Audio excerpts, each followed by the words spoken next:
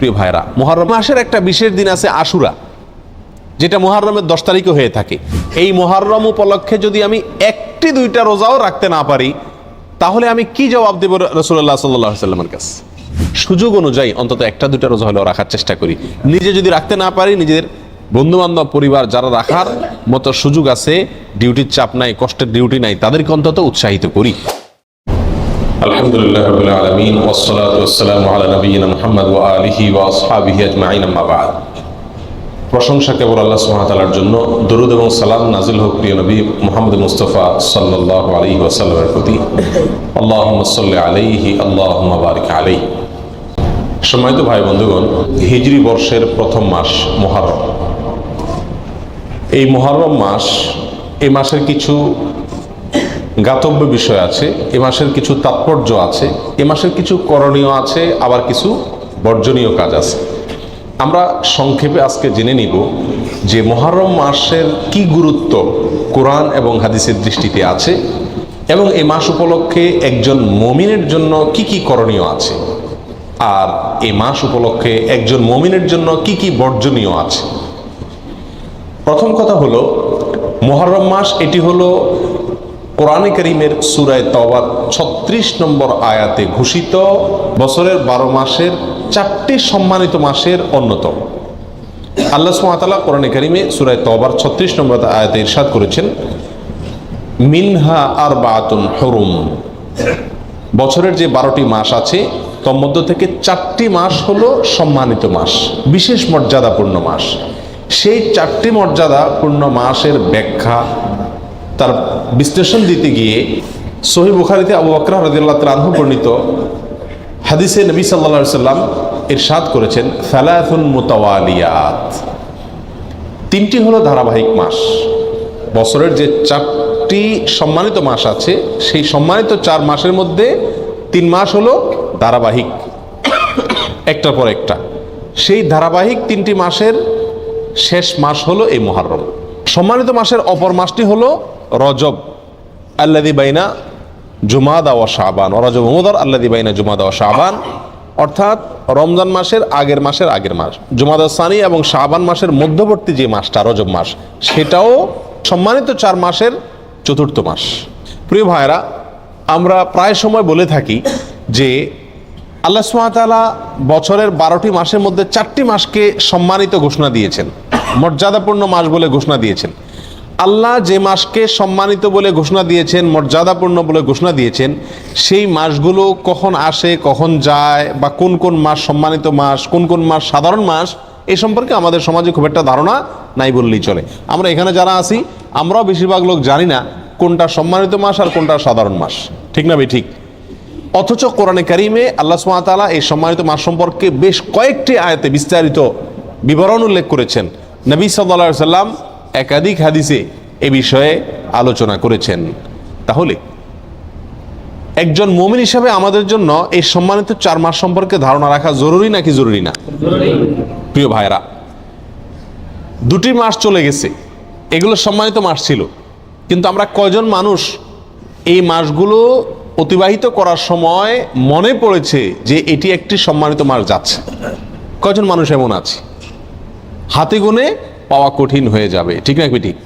প্রিয় ভাইরা, অতএব যে মাসটি এখন চলছে মুহররম মাস, এই মাসটিতে অন্তত আমরা এই কথা বারবার চিন্তায় আনার চেষ্টা করি, মাথায় আনার চেষ্টা করি, মনে করার চেষ্টা করি যে যেই মাসটি শুরু হয়েছে 30 দিন পর্যন্ত এই মাসটি আল্লাহ সুবহানাহু ওয়া তাআলা 4টি মাসকে বিশেষ সম্মানিত মাস বলেছেন, তার ভিতরে অন্যতম সেরা সম্মানিত মাস এটি। মুহররম শব্দের অর্থই হলো সম্মানিত। মুহররম শব্দের অর্থ কি? সম্মানিত। অতএব মুহররম মাসটি এই 4টি সম্মানিত মাসের মধ্যে আবার সবচেয়ে বেশি সম্মানিত মাস, সবচেয়ে বেশি মর্যাদাপূর্ণ মাস। আমরা আরো সহজ করে বলতে চাইলে বলতে পারি, রমজানের পরে সবচেয়ে শ্রেষ্ঠ মাস হলো এই মুহররম মাস। প্রিয় ভাইরা, কিন্তু মুহররম মাস আসে যায়, কখন আসে কখন যায় আমাদের কোনো খোঁজ খবরও থাকে না, ঠিক কি না? একজন সম্মানিত মানুষ সামনে আসলে আমার চলাফেরার ভিতরে একটা পরিবর্তন হয় কি হয় না? আপনি হয়তো পাও মেলে বসে আছেন, আপনার শ্বশুর আসছেন, আপনার বাবা আসছেন, আপনার শিক্ষক আসছেন, মুরব্বী আসছেন, তো আপনি নড়ে চড়ে বসেন কিনা? সম্মানিত মাস আসছে, কিন্তু আমাদের ভিতরে কোনো নড়ে চড়ে বসা বসি নাই, আমরা আগে যেমন ছিলাম এ মাসেও তেমন আছি।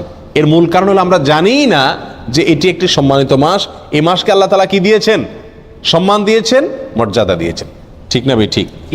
প্রিয় ভাইরা, অতএব যে মাসটি শুরু হয়েছে এই মাসটি সম্মানিত মাস, এই কথাটি আমাদেরকে মনে রাখতে হবে, বারবার মনে আনতে হবে।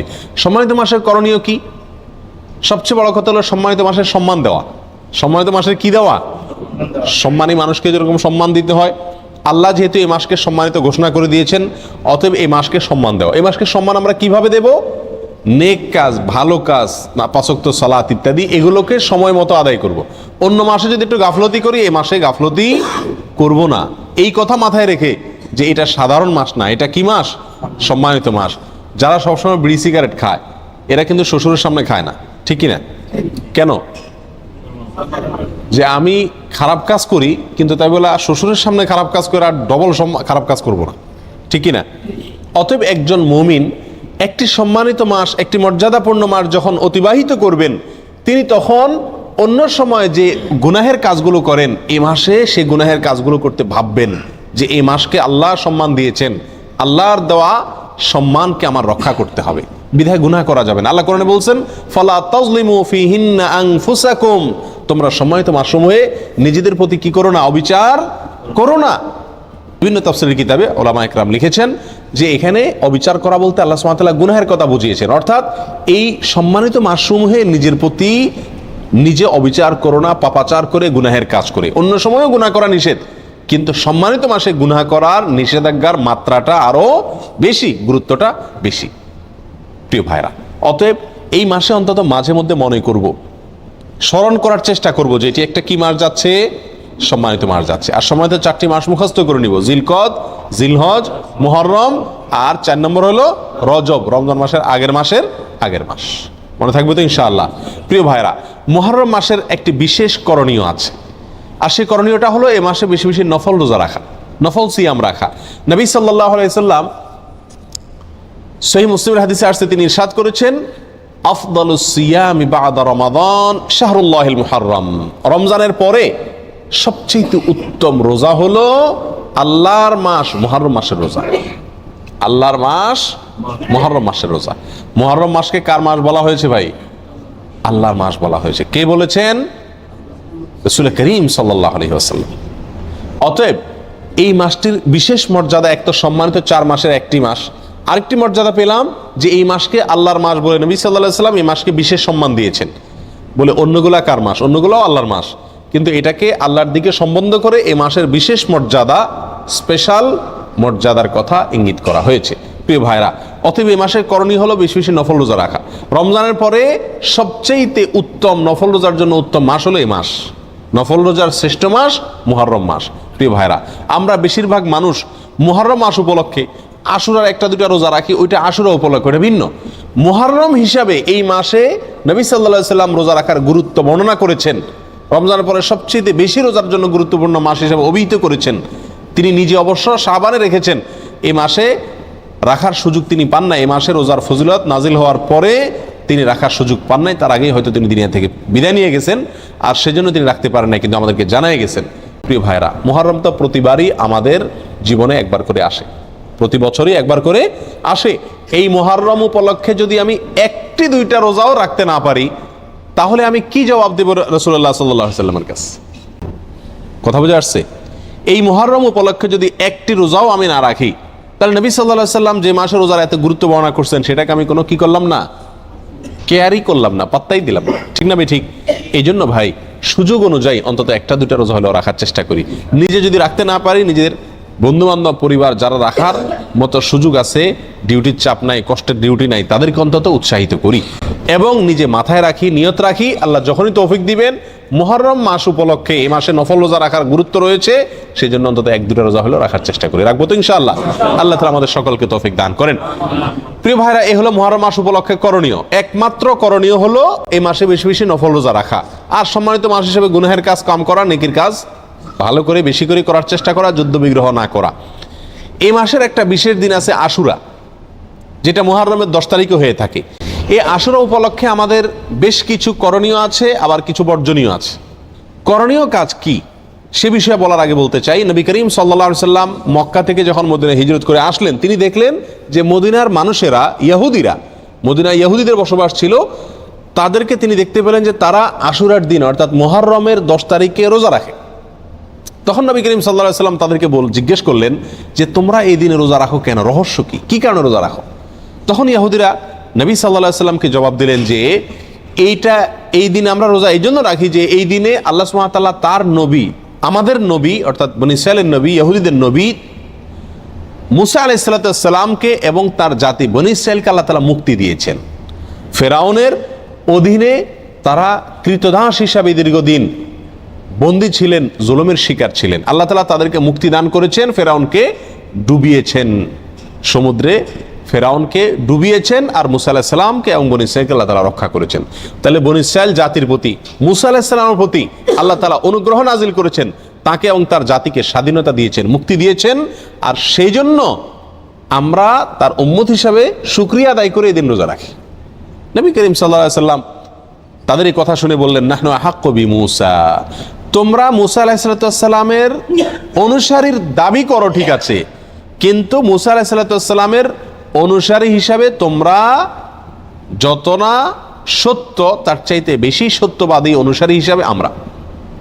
অতএব মুসা আলাইহিস সালামের প্রতি আল্লাহর অনুগ্রহ নাজিল হয়েছে এই দিনে, সেই উপলক্ষে তোমরা যদি শুকরিয়া আদায় করে আল্লাহর কাছে রোজা রাখো, তাহলে আমাদের রোজা রাখার অধিকার আরো বেশি। এই নবী সাল্লাল্লাহু আলাইহি সাল্লাম তখন সাহাবা একরামকে বললেন যে তোমরাও কি করবে, আশুরার দিনে রোজা রাখবে, তবে ইহুদিদের সঙ্গে ব্যতিক্রম করবে। ইহুদিদের সঙ্গে কি করবে? ব্যতিক্রম করবে। আর ব্যতিক্রমটা হলো এই যে তারা একটি রোজা রাখে, আমরা দুইটা রাখবো। তারা রাখে শুধু আশুরার দিনে, আমরা রাখবো তার সাথে আরেকটা রোজা যোগ করে। এই আরেকটা রোজা যোগের ব্যাপারে কোনো বর্ণনা আসছে একটা আগে অথবা একটা পরে, অর্থাৎ 9, 10 অথবা 10, 11। আশুরা তো 10 তারিখের রোজা, তার সাথে একটা আগে অথবা পরে যে কোনো একদিন একটা যোগ করে হয় 9, 10 আর না হয় 10, 11 রাখার জন্য বলা হয়েছে। যদিও সেই হাদিসকে ওলামা একরামের কেউ কেউ সহিহ বলেছেন, কেউ কেউ যঈফ বলেছেন।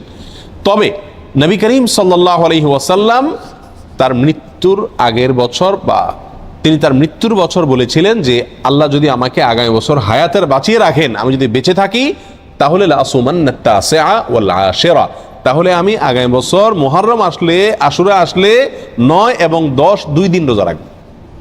এই হাদিস থেকে বোঝা গেল নবী সাল্লাল্লাহু আলাইহি সাল্লামের আকাঙ্ক্ষা ছিল, তার নিয়ত ছিল, তার ইচ্ছা ছিল আশুরার সাথে আগের দিন রোজা মিলিয়ে রাখা, অর্থাৎ 9, 10, 11 না। এই জন্য ওলামা একরাম বলেন সবচেয়ে উত্তম হলো আশুরা উপলক্ষে একজন মুমিনের জন্য 2টা রোজা রাখা। আর সে 2টা রোজা হলো কোনটা? 9 এবং 10। কথা বুঝে আসছে? শুধু 10 তারিখের রোজা রাখা যাবে কিনা, যে 2টা রাখতে পারতেছে না সে কমপক্ষে একটা রাখতে পারবে কিনা, এ বিষয়ে ওলামা একরাম অনেকে বলেছেন এটা অনুচিত হবে, মাকরুহ হবে। কেন? কারণ হলো ইহুদিদের সাথে মিল হয়ে যায়, নবী সাল্লাল্লাহু আলাইহি ওয়াসাল্লাম ইহুদিদের থেকে ব্যতিক্রম করতে বলেছেন, সেজন্য একটা রাখা উচিত নয়। আর অন্যান্য ওলামা একরাম বলেন যে নাই মামার চাইতে কানা মামা ভালো, একেবারে 2টা যদি না রাখতে পারে কমপক্ষে একটা রাখলো। কথা বুঝে আসছে? তো যাই হোক, 2টা রাখা উত্তম, আর সেটা হলো 9 এবং 10। নবী সাল্লাল্লাহু আলাইহি সাল্লাম আশুরার রোজার ফজিলত তালাশের জন্য, এই রোজার ফজিলত অন্বেষণের জন্য যত চেষ্টা করতেন, রমজানের ফরজ রোজার পরে অন্য কোনো নফল রোজার ব্যাপারে, নফল রোজার ফজিলত আহরণ করার ব্যাপারে এত বেশি চেষ্টা তিনি করতেন না বলে হাদিসে প্রমাণিত। এক বর্ণনা আসছে, নবী সাল্লাল্লাহু আলাইহি সাল্লাম বলেছেন, আবু হুরায়রা রাদিয়াল্লাহু তাআলা বর্ণনা করছেন হাদিসটি, যে নবী সাল্লাল্লাহু আলাইহি সাল্লাম ইরশাদ করেছেন, সিয়ামু ইয়াউমি আশুরা আহতাসিবু আলাল্লাহি আন ইউকাফিরা সানাতাল্লাতী ক্বাবলা, আশুরার দিনে যদি কেউ রোজা রাখে, আল্লাহর প্রতি আমার ধারণা হলো আল্লাহ তাআলা তার পিছনের 1 বছরের গুনাহ মাফ করে দিবেন। ছোট ছোট যে অপরাধগুলো হয়ে থাকে এগুলো আল্লাহ তাআলা মাফ করে দিবেন যদি কেউ কি রাখে, আশুরার রোজা রাখে। প্রিয় ভাইরা, এই রোজার এত বেশি গুরুত্ব যে মদিনাতে সাহাবা একরাম ফরজ রোজা ছাড়া অন্য কোন নফল রোজার জন্য নিজের শিশুদেরকে রোজা রাখাইতেন না, বা রাখাইতেন বলে জানা যায় না।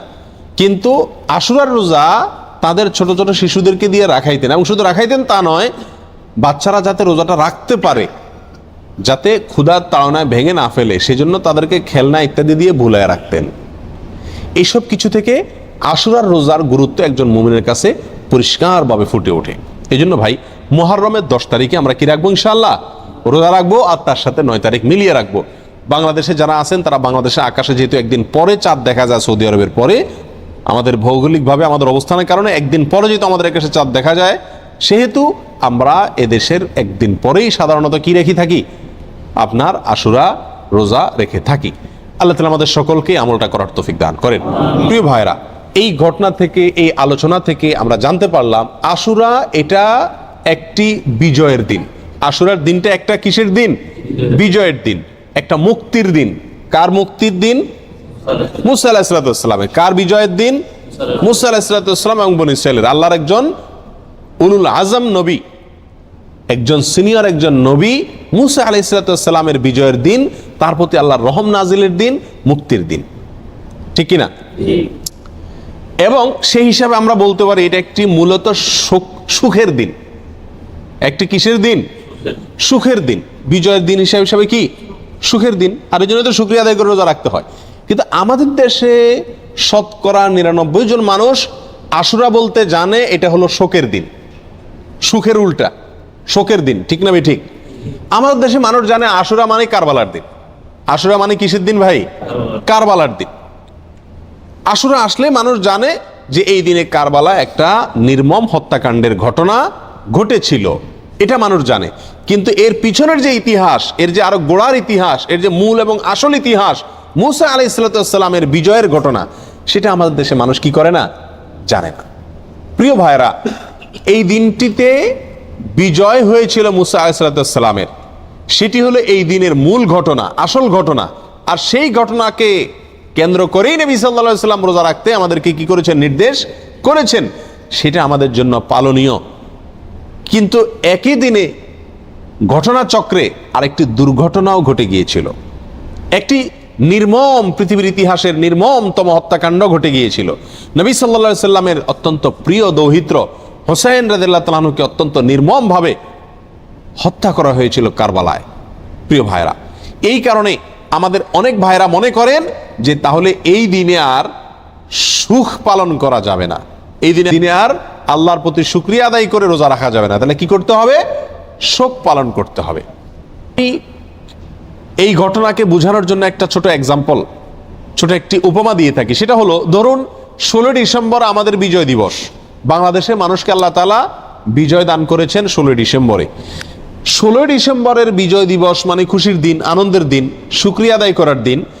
এই দিনে ঘটনাচক্রে যদি বিজয়ের ঘটনার বহু বছর পরে যদি এই দিনে কোনো দুর্ঘটনা ঘটে, কোনো বন্যা, প্লাবনে হাজার হাজার মানুষ মারা যায়, তাহলে কি এই দিনটা বিজয় দিবস পরিবর্তন হয়ে শোকের দিবস হয়ে যাবে? কখনো হবে? এটা সম্ভব কোনোদিন? বড়জোর এরকম হতে পারে, বিজয় দিবসের আলোচনা বা বিজয় দিবসটা আসলেই ওই দুর্ঘটনার পর থেকে যতবার বিজয় দিবস আসবে, বিজয় দিবসে আলোচনা আসবে, তখন মানুষের মনে পড়বে, মানুষ স্মরণ করবে, বলবে যে এটি আমাদের বিজয় দিবস, খুশির দিবস হলেও দুঃখজনকভাবে এই দিনে একটি বিচ্ছিন্ন দুর্ঘটনাও ঘটে গিয়েছিল, ঠিক না? ঠিক। কিন্তু এই দিনের আসল ঘটনা বিজয়কে ভুলে গিয়ে শোক পালন করা, এটা কোনোদিন হবে? যৌক্তিক হবে? হবে না। অতএব কারবালার যে ঘটনা ঘটেছিল সেটাও 10ই মুহররম ঘটেছিল, কিন্তু এই দিনে আসল যে ঘটনা ঘটেছে মুসা আলাইহিস সালামের বিজয়, সেটা কোনোদিন চাপা পড়ে যাওয়া এটা যুক্তিসঙ্গত নয়। বিধায় একজন মুমিন আশুরা আসলে সর্বপ্রথম তার মাথায় চলে যাবে কোন দিন? মুসা আলাইহিস সালামের বিজয়ের দিন। এরপরে পাশাপাশি একই দিনে যেহেতু আরেকটি নির্মম ঘটনা ঘটেছে সেটাও তার মনে আসতে পারে, এবং সে উপলক্ষে হোসেন রাদিয়াল্লাহু তাআলা আনহু সহ তার পরিবারের সদস্যরা যারা নির্মমভাবে নিহত হয়েছিলেন, হত্যা করা হয়েছিল, তাদের জন্য আল্লাহ সুবহানাহু ওয়া তাআলার কাছে দোয়া করতে পারেন। যারা হত্যায় জড়িত ছিল তাদেরকে আল্লাহ সুবহানাহু ওয়া তাআলা পৃথিবীর ইতিহাসের নিকৃষ্টতম সাজা যেন তাদেরকে দেন, সেজন্য আল্লাহর কাছে আরজি পেশ করতে পারেন। কিন্তু তাই বলে আপনি কি করতে পারেন না? তাজিয়া মিছিল, শোক মিছিল এগুলো বের করতে পারেন না। কারণ ইসলাম 3 দিনে বেশি কোনো মৃত্যুতে, কোনো দুর্ঘটনায় শোক পালন করার সুযোগ, অনুমতি দেয় নাই। অতএব রাজনৈতিক আপনার বিভিন্ন দলগুলো তাদের শোক পালন করে থাকে বছরকে বছর, যুগ যুগ ধরে, সেটা ভিন্ন বিষয়। কিন্তু ইসলামী শরীয়তে কোনো মানুষের মৃত্যুর পরে 3 দিনের বেশি শোক পালন করার কোনো সুযোগ, অনুমোদন নাই। প্রিয় ভাইরা, অতএব আশুরা উপলক্ষে প্রথম আমাদেরকে খেয়াল রাখতে হবে যে আমাদের ধারণাটাকে পরিবর্তন করতে হবে। এই দিনটি কারবালার দিন নয়, এই দিনটি হলো মুসা আলাইহিস সালামের বিজয়ের দিন, পাশাপাশি কারবালার ঘটনাও ঘটেছে। আল্লাহ তাআলা আমাদেরকে সঠিকটা বুঝার তৌফিক দান করেন। প্রিয় ভাইয়েরা, এখন আমরা এই দিনে কি আসলে যেহেতু দুইটা ঘটনায় ঘটছে, কোনটাকে আমরা বড় করে দেখব? মুসা আলাইহিস সালামের বিজয়কে বড় করে দেখব, নাকি হোসেন রাদিয়াল্লাহু তাআলা আনহুর মৃত্যুকে, শাহাদাতকে, শোকের দিনটাকে, শোকটাকে বড় করে দেখব? কোনটাকে বড় করে দেখব? মুসা আলাইহিস সালামের বিজয়টাকে বড় করে দেখব। কেন?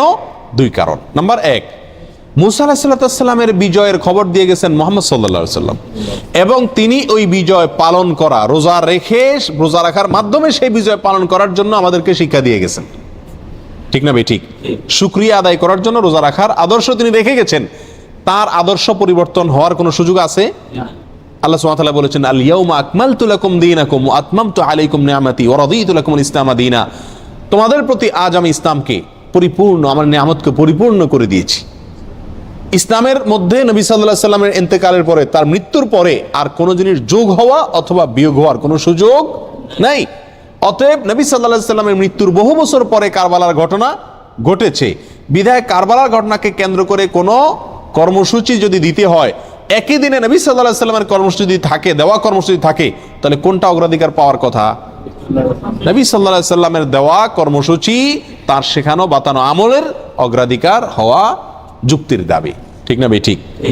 প্রিয় ভাইয়েরা, অতএব এই দিনে আমাদের যে ভুল একটি কালচার আমাদের সমাজে প্রচলিত আছে, সেটা হলো এই দিন উপলক্ষে আমাদের সমাজে সবচেয়ে বড় ভুল, এই দিন উপলক্ষে সবচেয়ে বড় ভুল হলো যে এই দিনটাকে আমরা মনে করি কারবালার দিন। এই দিনটার আসল ইতিহাসটাকে আমরা জানি না। প্রিয় ভাইরা, এর পিছনে আমাদের মিডিয়ার বিশাল বড় ভূমিকা। আমাদের দেশে যে সমস্ত মিডিয়া আছে, সেটা প্রিন্ট মিডিয়া হোক আর ইলেকট্রনিক মিডিয়া হোক, এই সব মিডিয়াগুলো সব সময় দেখবেন সুন্নাহকে কখনো এরা প্রচার করে না, সবসময় বিদআতকে ফলাও করে এবং প্রচার করে, সুন্নাহকে দমিয়ে রাখার চেষ্টা করে মিডিয়াগুলো। যেমন এই আশুরাকে কেন্দ্র করে আপনারা দেখবেন ঢাকা শহরের পুরান ঢাকায় মিরপুরে দুই একটা জায়গাতে 200, 150, 100 ছোট ছোট বাচ্চা পোলাপান, এরা তাজিয়া মিছিল মানে শোক মিছিল বের করে, কারবালার ঘটনাকে স্মরণ করে আশুরার দিনে শোক মিছিল বের করে। ওই মিছিলের ঘটনাকে, ওই মিছিলকে আপনার সারাদিন টেলিভিশন, রেডিও, পত্রপত্রিকায় ফলাও করে প্রকাশ করে, এবং ওই দিনের সংবাদের অন্যতম শিরোনাম থাকে সমস্ত মিডিয়াগুলোতে, আজ পবিত্র আশুরা। আজকের এই দিনে মহানবী হযরত মুহাম্মদ সাল্লাল্লাহু আলাইহি সাল্লামের প্রিয় দৌহিত্র হুসাইন রাদিয়াল্লাহু তাআলা আনহুকে কারবালার প্রান্তরে, ইরাকের কারবালার প্রান্তরে নির্মমভাবে শহীদ করেছে অমুক অমুক অমুক অমুকে। এখানে বলতে বলতে কোনো কোনো মিডিয়াতে, বিশেষ করে রেডিও চ্যানেলগুলোতে বিশিষ্ট সাহাবী, কোরআনের লেখক, ওহির লেখক মুআবিয়া রাদিয়াল্লাহু তাআলা আনহুকে অকথ্য ভাষায় গালিগালাজ করা হয়। কথা বুঝে আসছে? এবং সংবাদে আরো বলা হয় এই দিনটি উপলক্ষে রাজধানী ঢাকা সহ দেশের বিভিন্ন জায়গায় তাজিয়া মিছিল বের করা হয়েছে, অর্থাৎ শোক মিছিল বের করা হয়েছে। প্রিয় ভাইরা, 150-200 লোকের 2-3টা মিছিল, এটা সারাদিন সংবাদে বলে। একই দিনে মহানবী হযরত মুহাম্মদ সাল্লাল্লাহু আলাইহি সাল্লামের সুন্নাহকে পালন করতে গিয়ে, নির্দেশকে পালন করতে গিয়ে সারা দেশে লক্ষ লক্ষ মানুষ নফল রোজা রেখেছেন, সেই কথা কিন্তু কোনো মিডিয়া কি করে না, বলে না। যার কারণে মানুষ ওই ভুলটা জানে, সঠিকটা জানে না, বেদাত জানে, সুন্নাহ জানে না, একটা জানে আরেকটা জানে না। ঠিক না ভাই? ঠিক। প্রিয় ভাইরা, অতএব আমাদেরকে সঠিকটার প্রচার করতে হবে। এই জাতীয় বিষয়গুলোকে বেশি বেশি কি করতে হবে? প্রচার করতে হবে। আজ মিডিয়াতে যদি এই দিনের মূল ঘটনা যেটি হাদিসে বর্ণিত হয়েছে সেটি যদি আসতো, পাশাপাশি কারবালা ঘটনাও আসতো, তাহলে সেটা কি ছিল না? দোষণীয় ছিল না। আল্লাহ তাআলা আমাদের সকলকে আশুরা উপলক্ষে যে সমস্ত ভুল ধারণা আছে, ভ্রান্ত ধারণা আছে, সেগুলোকে সংশোধন করবার তৌফিক দান করুন। আল্লাহ তাআলা আমাদের সকলকে আশুরা উপলক্ষে একমাত্র আমল হলো নফল রোজা রাখা। আর আমাদের তাজিয়া মিছিল যারা করে, তারা চাঁদা টাদা উঠায় ওই দিন ভালো করে আরো খিচুড়ি খায়। যেদিন হাদিসে নফল রোজা রাখতে বলছে, কানাই বন্ধ করতে বলছে, তারা ওই দিন আরো বেশি কি খায়? খিচুড়ি খায়। ডেক বসায় দেখবেন মনে মনে, এবং খিচুড়ি পাকায়, বিতরণ করে খায়। প্রিয় ভাইরা, এই দিনটি নফল রোজার দিন, এই দিনটি মুসা আলাইহিস সালামের বিজয়ের দিন, পাশাপাশি একটি নির্মম ঘটনার দিন। কোনো মুমিনের জন্য এটা কষ্টের কারণ না হয়ে থাকতে পারে না। নবী সাল্লাল্লাহু আলাইহি সাল্লামের প্রিয় নাতিকে নির্মমভাবে হত্যা করা হয়েছে সপরিবারে, এই ঘটনায় ব্যথিত না হয়ে কোনো মুমিন থাকতে পারে না। অথবা আমরা সকলেই ব্যথিত, আমরা আল্লাহর কাছে বিচার চাই হত্যাকারীদের, আল্লাহর কাছে মর্যাদা চাই নিহতদের। কিন্তু তাই বলে নবী সাল্লাল্লাহু আলাইহি সাল্লামের বাতানো আমল, আদর্শ, সুন্নাহ সেটা চাপা পড়ে যাবে, ভুলে যাব আমরা। এর চাইতে জুলুমের কথা, এর চাইতে অবিচারের কথা আর কিছুই হতে পারে না। আল্লাহ তাআলা আমাদের সকলকে মুহররম মাসের তাৎপর্য করণীয়, আশুরার তাৎপর্য করণীয়, ভুল ধারণাগুলোকে সংশোধন করবার এবং বর্জনীয় কাজগুলোকে ছাড়বার তৌফিক আল্লাহ তাআলা দান করুন। ওয়া আখিরু দাওয়ানা আনিল হামদুলিল্লাহি রাব্বিল আলামিন। আশুরা রোজার ফজিলত কি এবং এবছর আশুরা রোজা কবে রাখতে হবে? আশুরা রোজার ফজিলত সম্পর্কে আমরা সবাই কম বেশি জানি। নবী করিম সাল্লাল্লাহু আলাইহি সাল্লাম থেকে প্রসিদ্ধ হাদিস রয়েছে, সহিহ মুসলিমে বর্ণিত হয়েছে, আবু কতাদা রাদিয়াল্লাহু তাআলা বর্ণনা করেছেন যে নবীজি ইরশাদ করেছেন, সিয়ামু ইয়াউমি আশুরা আহতাসিবু আল্লাহি আন ইউকাফিরাস সানাতাল্লাতী ক্বাবলাহ। আশুরার রোজার ব্যাপারে আল্লাহর প্রতি আমার ধারণা হলো যে এর মাধ্যমে এক বছর পূর্বের গুনাহ আল্লাহ তাআলা মাফ করে দিবেন। এবং আশুরার এই রোজা এটা কতদিন যাবৎ পৃথিবীতে রাখা হচ্ছে সেটার উত্তর হলো মুসা আলাইহিস সালামের সময় থেকে রাখা হচ্ছে। তার মানে কয়েক হাজার বছর ধরে এই আশুরার রোজা পৃথিবীতে রাখা হয়। এমন একটা ইবাদত যেটার ধারাবাহিকতা হাজার হাজার বছর। তো এই আশুরার রোজা রাখার গুরুত্ব অপরিসীম। সাহাবায়ে কেরাম নিজেরা তো রাখতেন, নিজেদের বাচ্চাদেরকে পর্যন্ত এই রোজা রাখতে উদ্বুদ্ধ করতেন যারা রোজা রাখার মতো তাদেরকে, এবং সেই সাথে তাদেরকে খেলনা ইত্যাদি দিয়ে ভুলিয়ে রাখতেন। এটা ছিল নবী সাল্লাল্লাহু আলাইহি সাল্লামের, সাহাবায়ে কেরামের সুন্নাহ। সেজন্য আশুরা রোজা আমরা রাখার চেষ্টা করব ইনশাআল্লাহ। এই বছর আশুরা রোজা আমরা কখন রাখব সেটার উত্তর হলো, আজ বাংলাদেশে এবং এ অঞ্চলে যেহেতু একদিন পরে চাঁদ দেখা যায় মিডল ইস্টের তুলনায়, শুক্রবার সন্ধ্যার পরে 9ই মুহররম শুরু হয়ে যাবে।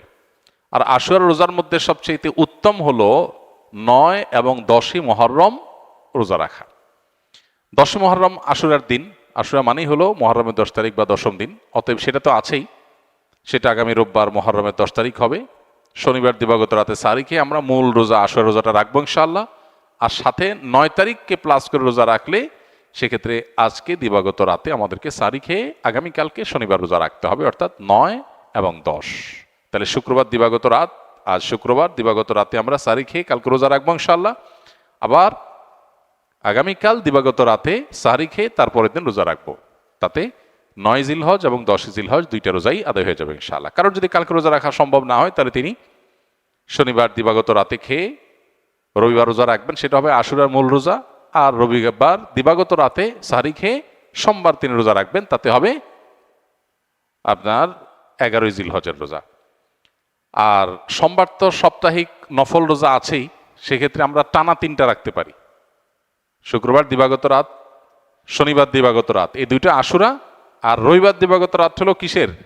সোমবারের সাপ্তাহিক নফল রোজা। তাহলে টানা 3টা রোজা হয়ে গেল। আর যদি কেউ একের ভিতর 2 চান, মানে শর্টকাটে, তাহলে সেক্ষেত্রে শনি আর রবি রাখলে রোববারেরটা ডাবল নিয়ত করতে পারেন, 11ই মুহররম হিসাবে রোজা, আবার সোমবারের রোজা, দুইটা সবই একসাথে পাওয়া যাবে। আর যদি কেউ 3টা রাখেন তাহলে তার সব বেশি, এটা বলার অপেক্ষা রাখে না। অতএব আশুরা রোজাগুলো আমরা রাখার চেষ্টা করবো ইনশাআল্লাহ। এদিন আল্লাহ রাব্বুল আলামিন মুসা আলাইহিস সালামকে বিজয় দিয়েছেন, সত্যের বিজয় দিয়েছেন। আর অসত্য বা ফেরাউন বাহ্যিকভাবে শক্তিশালী মনে হলেও দীর্ঘদিন অহমিকার সুযোগ আল্লাহ তাআলা ছাড় দিয়ে একটা পর্যায়ে তাকে চরম পরিণতি বরণ করতে বাধ্য করেছেন।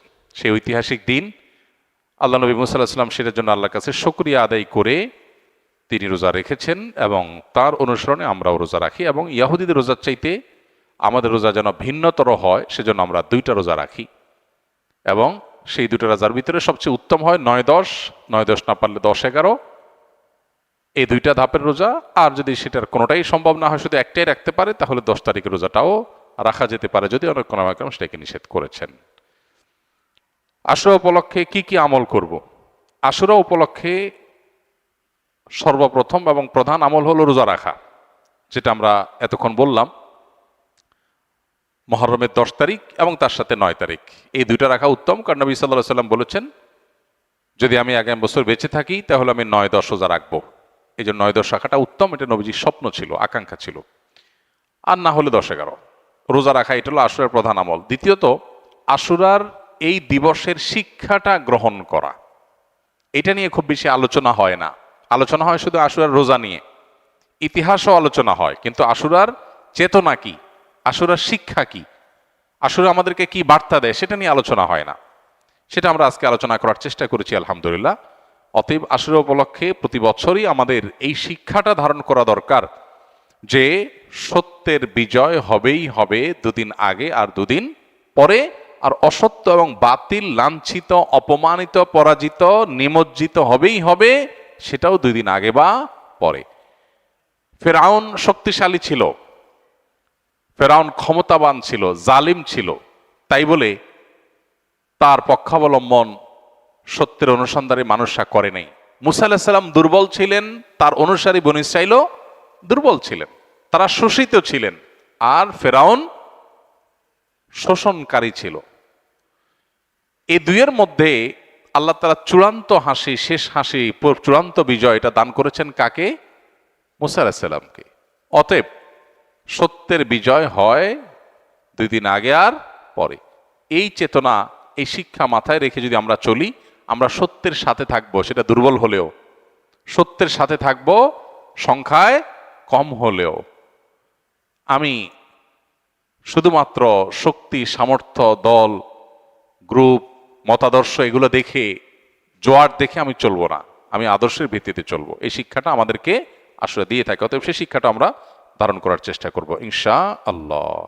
আশুরা উপলক্ষে একটা হাদিস, যে হাদিসকে ইমাম তিরমিজি রাহিমাহুল্লাহ বিশুদ্ধ বললেও, হাসান বললেও, অন্য ইমামরা অনেকে জয়ীব বলেছেন, সেটা হলো এই দিনে আল্লাহ তাআলা আল্লাহর বান্দাদেরকে মাফ করার ইতিহাস আছে। অতএব পরবর্তী জাতিরাও আল্লাহর কাছে তওবা করলে এই দিনে তওবা কবুল হবে, আল্লাহ তওবা করবেন, কবুল করবেন। তো সেই হাদিসের উপর ভিত্তি করে কেউ আল্লাহর কাছে এই দিন ইস্তেগফার এবং তওবাও করতে পারে, যেহেতু নফল আমল, এটা চাইলে কেউ করতে পারেন।